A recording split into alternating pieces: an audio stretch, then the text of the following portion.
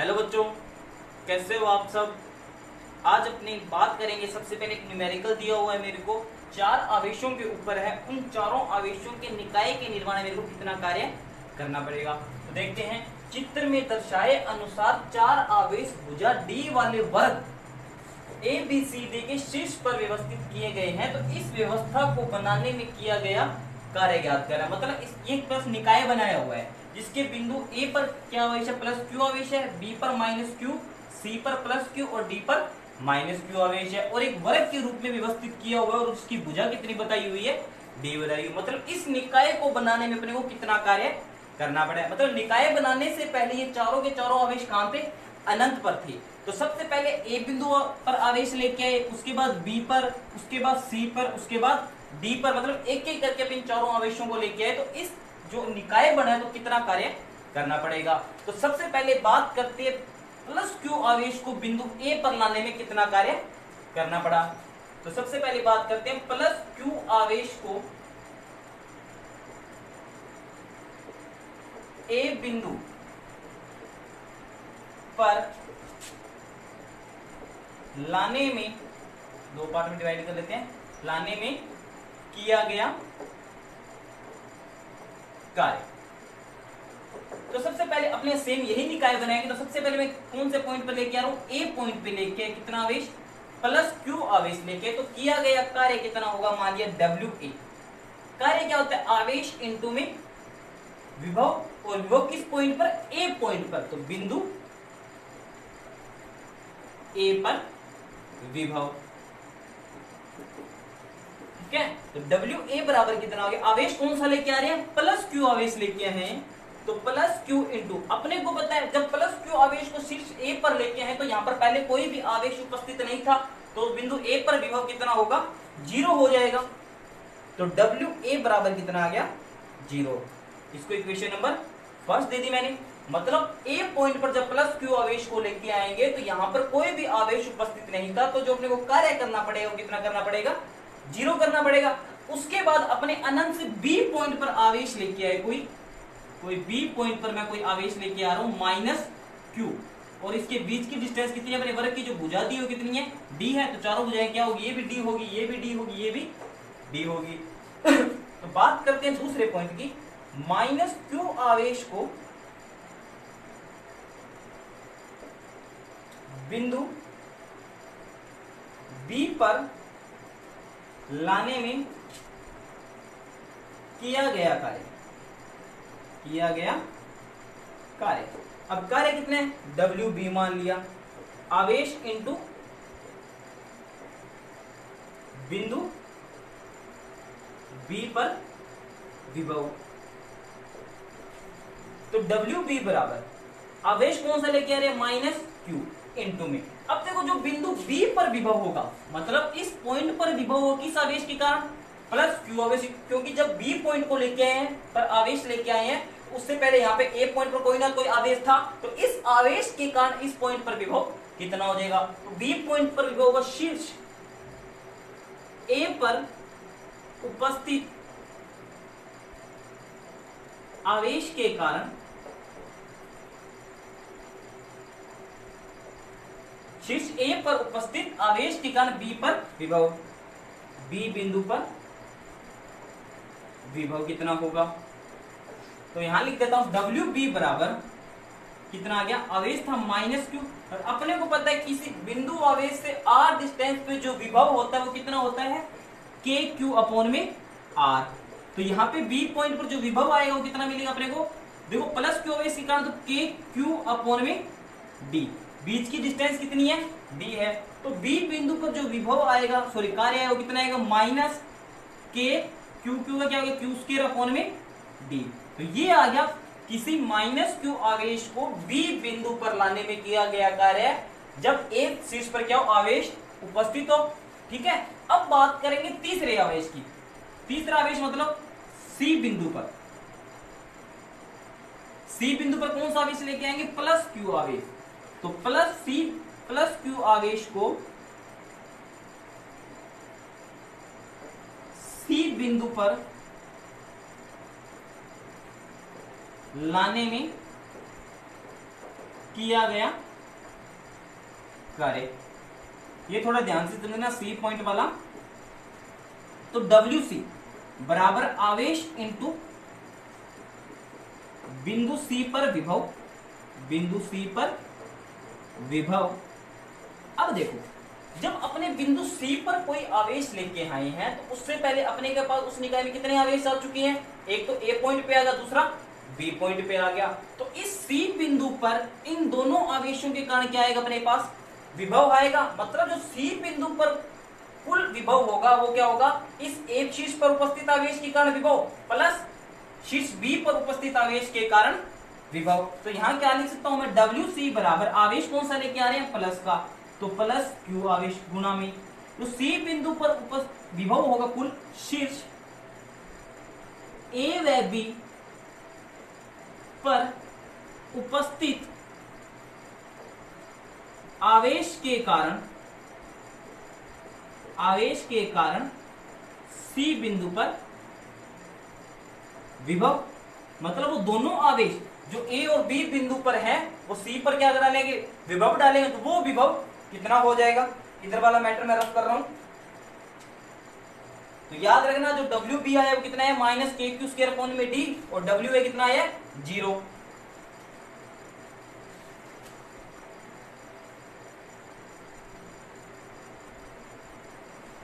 यहां मैं लिख देता हूं साइड में एक बार, जो अपने को याद रहेगा। WA की वैल्यू कितनी है मेरे पास? 0 आई है। और WB की वैल्यू कितनी आ गई? लास्ट में जब जोड़ें कोई दिक्कत ना आए, माइनस KQ²/D। ठीक है। अब बात करेंगे यहाँ पे WC equals two plus Q। अब देखो, शीर्ष A व B पर उपस्थित आवेश के कारण C बिंदु पर विभव। तो सबसे पहले ये प्लस Q आवेश इस C बिंदु पर विभव कितना डालता है? अपने को किसी बिंदु से किसी डिस्टेंस पे पर विभव निकालते हैं किसी दूरी पर, तो कितना होता है? KQ/R²। तो मतलब A व C के बीच की डिस्टेंस क्या बनेगी अपने पास? ये बनेगी। मतलब ये D है, ये भी D है, तो ये कितना हो जाएगा? अपने पता पाइथागोरस प्रमेय से अगर इसकी वैल्यू निकाले तो अपने को कितनी मिलेगी? कर्ण का स्क्वायर बराबर आधार स्क्वायर प्लस में लंब का स्क्वायर। तो कर्ण स्क्वायर बराबर आधार कितना है? D² plus D²। तो K² बराबर कितना आ गया? 2D²। तो K की वैल्यू कितनी मिलेगी अपने को? √2D। तो ये वैल्यू कितनी आ गई? √2D। तो A बिंदु पर उपस्थित आवेश के कारण जो C पर विभव है वो कितना आएगा? K Q है प्लस Q चार्ज है, अपोन में डिस्टेंस कितनी है? √2D। प्लस में जोड़ेंगे ना। अब इस माइनस Q आवेश के कारण जो B बिंदु पर उपस्थित आवेश है, तो इस C पॉइंट पर विभव कितना हो जाएगा? तो माइनस KQ, माइनस Q आवेश के कारण देखना है, अपोन में इसकी डिस्टेंस कितनी है यहाँ पे? D। तो ये आ गया C बिंदु पर इन दोनों आवेशों के कारण विभव। तो यहाँ पे WC की वैल्यू में क्या लिख सकता हूँ? इस Q को मैंने अंदर मल्टीप्लाई कर दिया, तो KQ² अपोन में रूट में 2D प्लस माइनस कितना हो जाएगा? माइनस KQ² अपोन में D। तो ये आ गया बिंदु C पर प्लस Q आवेश को लाने में किया गया कार्य। अब लास्ट आवेश क्या रहेगा? D पर लेके आएंगे। D पर कौन सा आवेश लेके आ रहे हैं अपने? प्लस Q आवेश, सॉरी माइनस Q आवेश। तो इस D पर माइनस Q आवेश को लाने में किया गया कार्य कितना होगा? तो बात करते हैं माइनस Q आवेश को D बिंदु पर लाने में किया गया कार्य। अब देखो लास्ट आवेश दिया गया तो अपने पास देखो सेम वर्ग बन गया जो अपने को चित्र में दिया, तो मतलब इस निकाय को बनाने में अपने को क्या मिल जाएगा? अपने पास टोटल कार्य निकाल लेंगे। तो WD बराबर आवेश इंटू D बिंदु पर विभव, बिंदु पर विभव। अब देखो जब D बिंदु पर आवेश लेके आए कौन सा? माइनस Q, तो उससे पहले अपने पास उस सिस्टम के अंदर 3 आवेश पहले से मौजूद है। तो इस D बिंदु पर जो कुल विभव होगा, मतलब जो D बिंदु पर विभव होगा प्लस Q आवेश के कारण भी, मतलब शीर्ष A पर जो आवेश है A, वो भी इस पर क्या करेगा? विभव डालेगा। ये C आवेश है, ये भी क्या करेगा? इस पर कोई ना कोई विभव डालेगा। और ये B पर जो उपस्थित आवेश है वो भी क्या करेगा? इस पर विभव डालेगा। तो D बिंदु पर जो कुल विभव होगा प्लस Q, मतलब A शीर्ष पर उपस्थित आवेश, B शीर्ष पर उपस्थित आवेश और C शीर्ष पर उपस्थित आवेशों के कारण बिंदु D पर विभव होगा, इन तीनों के योग के बराबर होगा। तो यहाँ पे डब्ल्यू डी में क्या लिख सकता हूं, कौन सा आवेश लेके आया हूं, माइनस क्यू इंटू शीर्ष ए बी सी पर उपस्थित आवेशों के कारण डी बिंदु पर विभव, मतलब तीनों को अगर जोड़ दें तो अपने पास क्या आ जाएगा, डी बिंदु पर कुल विभव। तो डब्ल्यू डी बराबर माइनस क्यू इंटू, अब देखो सबसे पहले बात करते हैं इस ए शीर्ष के कारण डी बिंदु पर विभव कितना, मतलब इस प्लस क्यू आवेश के कारण डी डिस्टेंस पे जो पॉइंट है डी, उस पर विभव कितना। अपने को पता है जो विभव होता है के क्यू अपॉन में आर, तो के क्यू अपॉन में कितना आ गया, डी प्लस। अब बात करते हैं अपने इस माइनस क्यू, मतलब बी शीर्ष पर उपस्थित आवेश के कारण डी बिंदु पर विभव, तो अपने को ये डिस्टेंस चाहिए, तो ये भी डिस्टेंस कितनी हो जाएगी अपने पास, अंडर रूट में 2d, माइनस का चिन्ह है तो क्या आ जाएगा, माइनस के क्यू अपॉन में रूट में 2d प्लस सी बिंदु पर उपस्थित आवेश के कारण डी बिंदु पर विभव होगा, ये डिस्टेंस भी कितनी है अपने पास, d है, तो प्लस क्यू आवेश के कारण क्या हो जाएगा, के क्यू अपॉन में d। तो ये आ गया इन तीनों आवेशों के कारण डी पर विभव। इधर वाला मैं रफ कर रहा हूं, एक मिनट।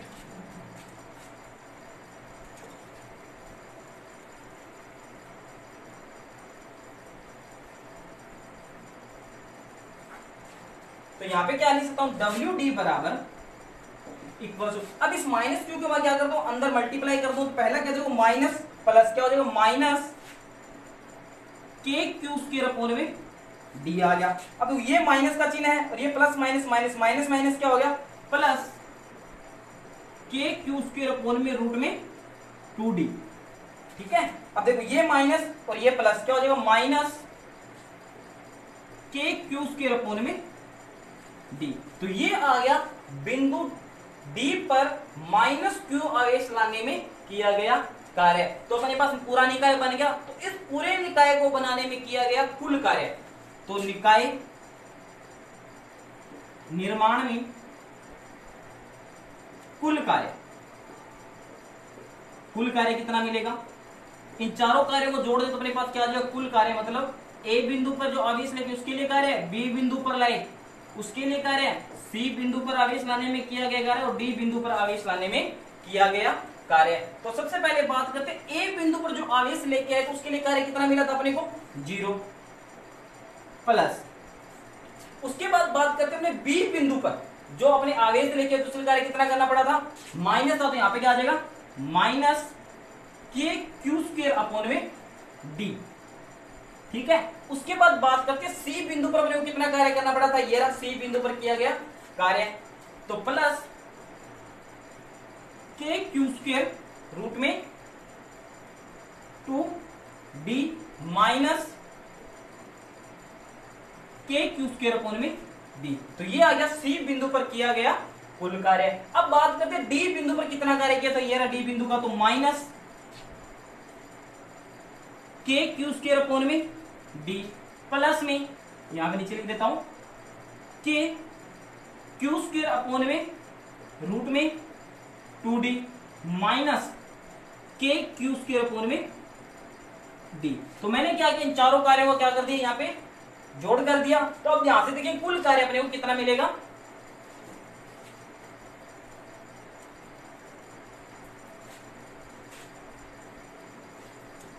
तो W इक्वल टू, अब देखो यहां पे देखो माइनस के क्यू स्क्वायर डी माइनस के क्यू स्क्वायर डी माइनस के क्यू स्क्वायर डी और माइनस के क्यू, मतलब कितने 1 2 3 4। तो यहां पे क्या लिख सकता हूं, माइनस 4 के क्यू स्क्वायर अपॉन में डी। अब रह क्या आ गया अपने पास, देखो प्लस के क्यू स्क्वायर अपॉन में रूट 2d प्लस के क्यू स्क्वायर अपॉन में रूट 2d। तो यहां पे क्या लिख सकता हूं, प्लस 2 के क्यू स्क्वायर अपॉन में रूट में 2d। अब यहां से देखो के क्यू स्क्वायर अपॉन में डी, के क्यू स्क्वायर अपॉन में डी, तो मैंने माइनस का के क्यू स्क्वायर अपॉन में डी क्या ले लिया, बाहर कॉमन ले लिया, माइनस साथ में लिया तो यहाँ पे क्या रह जाएगा, प्लस का 4 और माइनस मैंने बाहर लिया तो यहाँ पे क्या आ गया, माइनस आ गया। यहाँ पे कितना रह गया, 2 रूट में अपॉन में रूट 2। तो यहाँ पे क्या आ गया, -4 के क्यू स्क्वायर अपॉन में डी 4 माइनस रूट में 2। तो ये आ गया उस निकाय को बनाने में किया गया कुल कार्य। यहाँ पे √2 कैसे है, तो अपने पास 2/√2 है, तो 2 को क्या लिख सकता हूं मैं, √2 √2 तो √2 से √2 कैंसिल हो गया, तो अपने पास क्या रह गया, √2। तो ये 4 आवेशों के निकाय में बनाने में किया गया कार्य। अब इसको क्या बोल देते हैं अपने, विद्युत स्थितिज ऊर्जा। इसी प्रकार 4 आवेशों के लिए निकाय में यहाँ कोई भी वैल्यू दे सकता है, बीच में डिस्टेंस कितनी भी दे सकता है, तो अपने इस प्रकार से किया गया कार्य निकाल सकते हैं। तो अभी हमने देखा था कि किसी 4 आवेशों के निकाय के लिए हमने क्या निकाले थे, उसके किए गए कार्य या मतलब स्थितिज ऊर्जा निकाली थी। तो जो आज का अपना टॉपिक है वो क्या है, विद्युत क्षेत्र में विद्युत द्विध्रुव के घूर्णन में कार्य। मतलब एक समान विद्युत क्षेत्र के अंदर अपने कोई द्विध्रुव ला के रखेंगे तो अपने कार्य किस प्रकार करेंगे, तो मैं आपको बता देता हूँ पहले वो कार्य अपने किस प्रकार निकालेंगे। तो सबसे पहले माना मेरे पास कोई एक समान क्या है, विद्युत क्षेत्र है।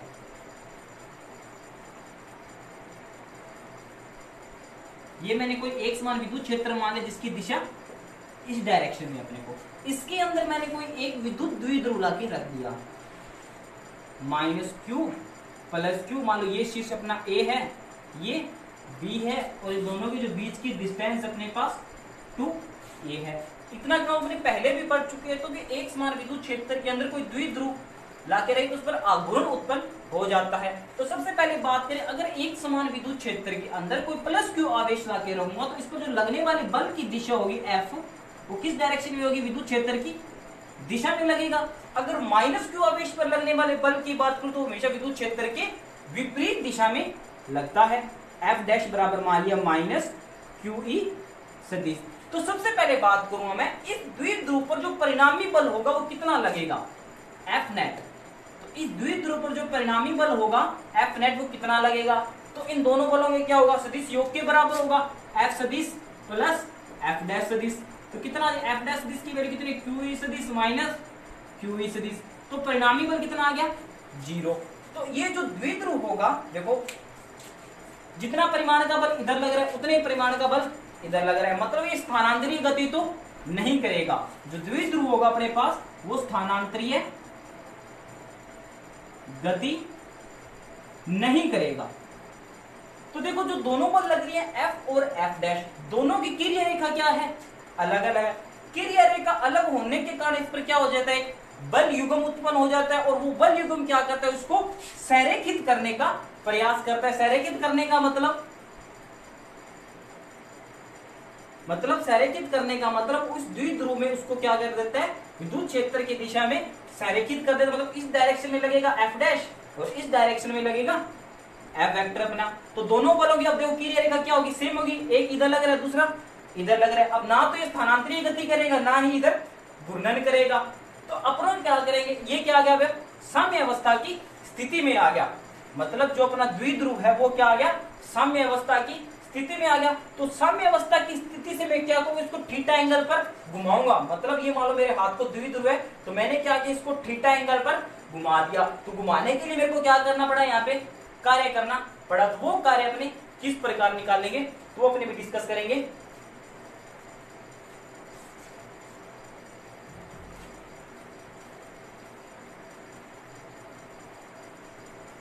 तो सबसे पहले बात करूंगा, मेरे पास क्या कोई एक समान विद्युत क्षेत्र है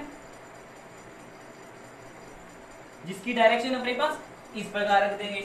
जैसे मैं कोई द्विध्रुव ला के रखूं तो वो क्या हो जाएगा, इसकी विद्युत क्षेत्र की दिशा में आके क्या हो जाएगा, संरेखित हो जाएगा। मान लिया ये कोई चार्ज Q है, ये कोई +Q चार्ज है, ये A है, ये B है। तो इस पर एक बल लगेगा F इधर QE सदिश, दूसरा बल लगेगा इधर F' बराबर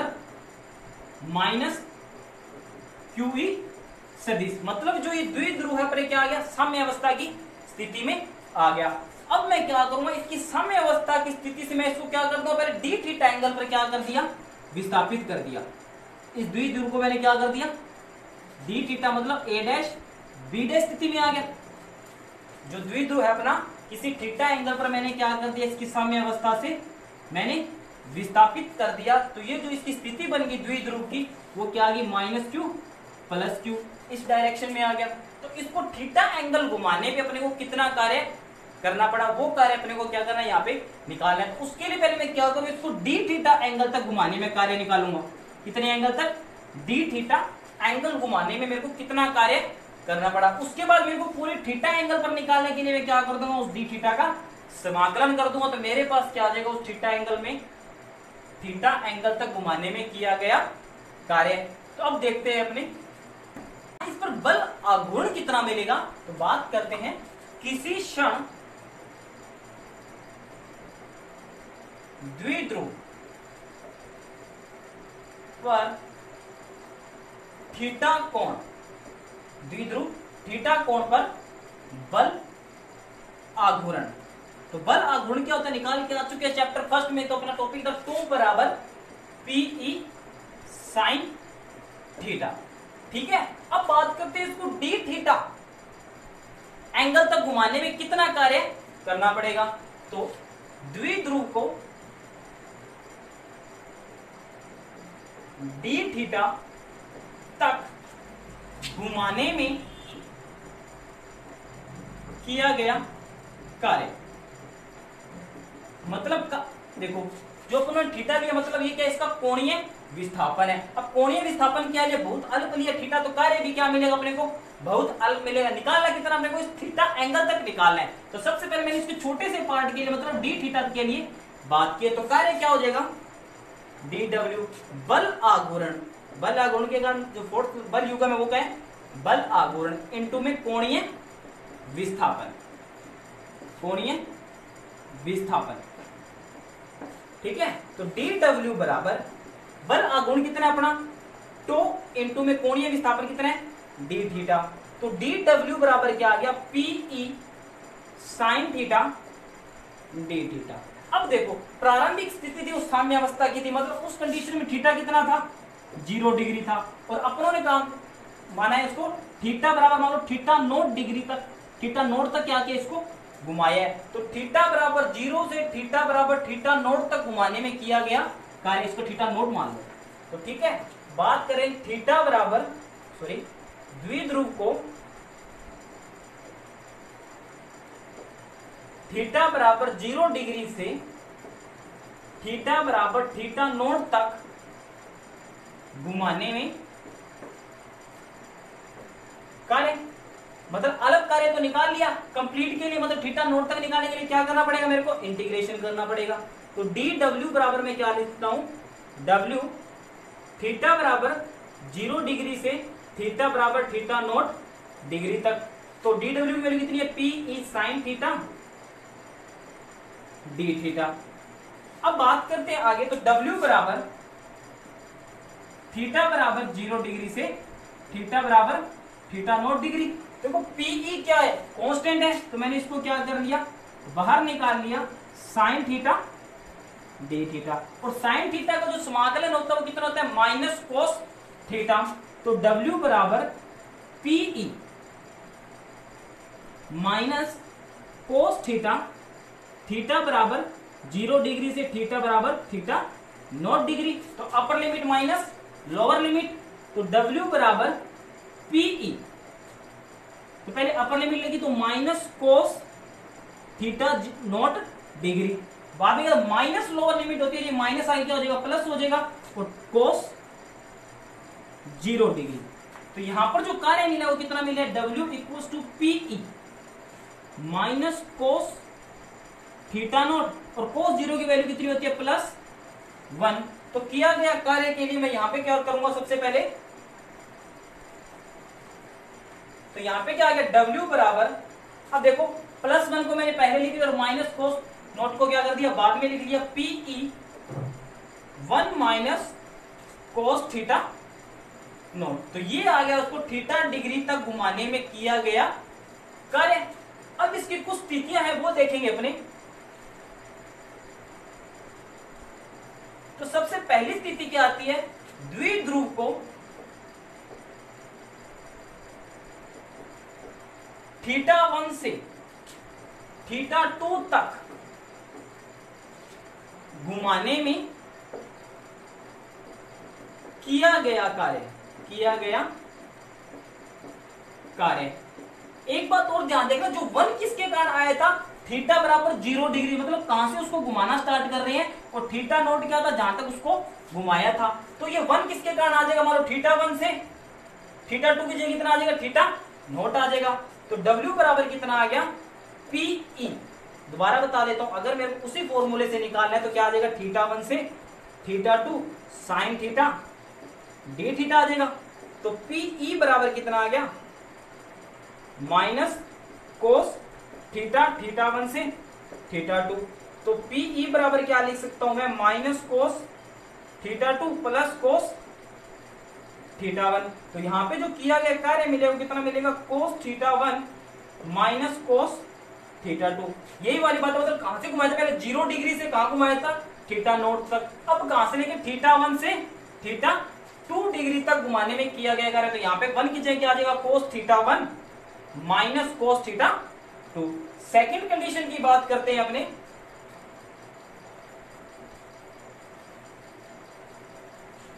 अब ये कहां से आएगा, थीटा 1 से थीटा 2 तक घुमाने में किया गया कार्य। सेकंड क्या आ जाएगा, द्विध्रुव को थीटा बराबर 0 डिग्री से थीटा बराबर 90 डिग्री तक घुमाने में किया गया कार्य। तो W बराबर PE, थीटा 1 का मान कितना दिया हुआ है, 0, कोस 0 माइनस कोस 90। मतलब साम्यावस्था की 0 डिग्री पे ऐसे था, मतलब इसको कैसे घुमा दिया, ऐसे वहां 90 डिग्री पे घुमा दिया विद्युत क्षेत्र के साथ। तो W बराबर कितना आ गया, PE, कोस 0 की वैल्यू कितनी होगी 1 और कोस 90 की 0। तो किया गया कार्य कितना प्राप्त होगा, PE। ये आ गया अपने पास थीटा बराबर 0 डिग्री से थीटा बराबर 90 डिग्री तक घुमाने में किया गया कार्य। जो लास्ट केस है अपना तीसरा, वो क्या है देखते हैं। तो तीसरा केस है अपने पास थीटा बराबर 0 डिग्री से थीटा बराबर 180 डिग्री तक घुमाने में किया गया कार्य। अब देखो 0 डिग्री ऐसे था, मतलब इसको क्या किया, 100 मतलब कुछ इस प्रकार था अपना, ये माइनस क्यू चार्ज है, ये प्लस क्यू चार्ज, मतलब इसको 0 डिग्री से कैसे घुमा दिया, इस प्रकार घुमा दी। यहाँ पे प्लस क्यू चार्ज आएगा और यहाँ पे माइनस क्यू चार्ज है, मतलब 180 डिग्री तक। तो W कितना आ जाएगा, PE कोस थीटा 1, मतलब कोस 0 डिग्री से कोस 180 डिग्री तक घुमाने में किया गया कार्य। तो W बराबर PE, कोस 0 का मान 1 और कोस 180 का जो मान होता है वो होता है -1। तो माइनस माइनस कितना हो गया, +1। तो कितना आ गया, 2PE। तो किया गया कार्य अपने को कितना मिला है, 2PE। दोबारा बता देता हूं किस प्रकार किया था। ये अपने पास क्या था, एक समान विद्युत क्षेत्र था, इसके अंदर कोई एक द्विध्रुव लाके रखा था। इसको मैंने क्या, ये जो द्विध्रुव था क्या था अपने पास, साम्य अवस्था की स्थिति में था। तो मैंने उस पर कुछ कार्य किया और इसको डी थीटा या थीटा एंगल तक क्या कर दिया था, विस्थापित कर दिया था। विस्थापित मतलब इसके अंदर क्या गया था, कोणीय विस्थापन। तो सबसे पहले मैंने इसके लिए क्या था, डी थीटा के लिए घुमाने तक किया गया कार्य निकालकर उसका इंटीग्रेशन करके मैंने क्या निकाला, जहां तक जितने एंगल तक उसको घुमाया था वो कार्य अपनों ने निकाल लिया था। तो ये था अपने पास विद्युत क्षेत्र में विद्युत द्विध्रुव में घूर्णन कार्य। Thank you.